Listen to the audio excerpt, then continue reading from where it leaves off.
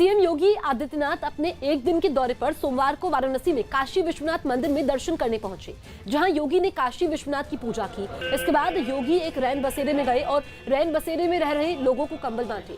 साथ ही रैन बसेरे में रह रहे लोगों से व्यवस्था की जानकारी ली। योगी ने अधिकारियों को निर्देश दिए कि कड़ाके की ठंड में खुले आसमान में कोई न सोए। इसके बाद योगी ने काशी विश्वनाथ कॉरिडोर के निर्माण कार्य का भी निरीक्षण किया। मौके पर मौजूद इंजीनियर्स से योगी काम की प्रगति पर विस्तार से जानकारी ली। साथ ही तेजी से काम करके सही समय पर कॉरिडोर पूरा करने का निर्देश दिया। साथ ही योगी ने अधिकारियों के साथ विकास कार्यों की प्रगति को लेकर विस्तार से समीक्षा बैठक की। ब्रिटेन में ज्यादा तेजी से फैलने वाले कोरोना वायरस के नए रूप के सामने आने की खबर ने भारत के शेयर बाजार में भी हड़कंप मचा दिया। इस खबर के आते ही भारत के शेयर बाजार दबाव में दिखाई देने लगे। कुछ ही देर में बॉम्बे स्टॉक एक्सचेंज का सेंसेक्स 2000 अंक लुढ़क गया। नेशनल स्टॉक एक्सचेंज का निफ्टी भी 500 अंक से ज्यादा नीचे गिर गया। हालांकि बाद में बाजार कुछ संभला, लेकिन बाजार बंद होने के वक्त सेंसेक्स 1407 अंकों की गिरावट दर्ज की गई। सेंसेक्स में निफ्टी भी 432 अंकों की गिरावट के साथ 13,328 के स्तर पर बंद हुआ। बाजार में ऐसा उतार चढ़ाव देखने को मिला कि जिस दिन बाजार 1400 अंक गिरकर बंद हुआ, उसी दिन कारोबार के दौरान सेंसेक्स ने 47,000 के अपने सबसे ऊंचे स्तर को भी छू लिया था। इस भारी गिरावट की वजह से निवेशकों को करीब 7 लाख करोड़ रुपए का झटका लगा। शेयर बाजार को लगे इस झटके के बाद सेंसेक्स और निफ्टी अपने 3 हफ्ते पुराने स्तर पर पहुंच गए।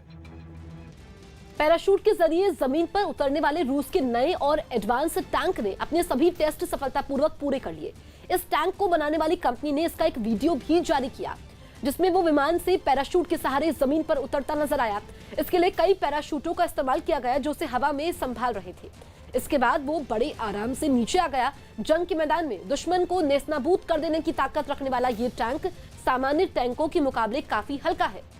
स्पूट SDM-1 नाम के इस टैंक का वजन 18 टन है और इसे माल ढुलाई करने वाले विमान से युद्ध क्षेत्रों में आसानी से उतारा जा सकता है।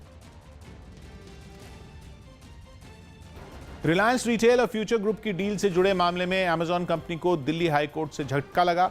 CNBC TV 18 की रिपोर्ट के मुताबिक दिल्ली हाई कोर्ट ने इस मामले में फैसला सुनाया कि फ्यूचर ग्रुप और रिलायंस रिटेल की डील पर आखिरी फैसला सेबी, NCLT और अन्य रेगुलेटर करेंगे। साथ ही हाई कोर्ट ने अमेजॉन कंपनी को फटकार लगाई कि उसने विदेशी मुद्रा प्रबंधन कानून और विदेशी निवेश के नियमों का उल्लंघन किया है। कोर्ट ने अमेजॉन को यह चेतावनी भी दी कि अगर उसकी वजह से फ्यूचर ग्रुप और रिलायंस रिटेल को नुकसान उठाना पड़ा तो उस पर कार्रवाई भी की जा सकती। असल में इसी साल अगस्त में रिलायंस रिटेल और फ्यूचर ग्रुप के बीच करीब 24,000 करोड़ की डील हुई थी, जिस पर जेफ बेजोस की कंपनी अमेजॉन ने आपत्ति जताई थी। उस आपत्ति के बाद अक्टूबर में सिंगापुर की एक अदालत ने इस डील पर रोक लगा दी थी, लेकिन दिल्ली हाई कोर्ट के फैसले के बाद इस डील का रास्ता साफ होता नजर आ रहा है। एनसीबी ने अर्जुन रामपाल से 6 घंटे तक पूछताछ की।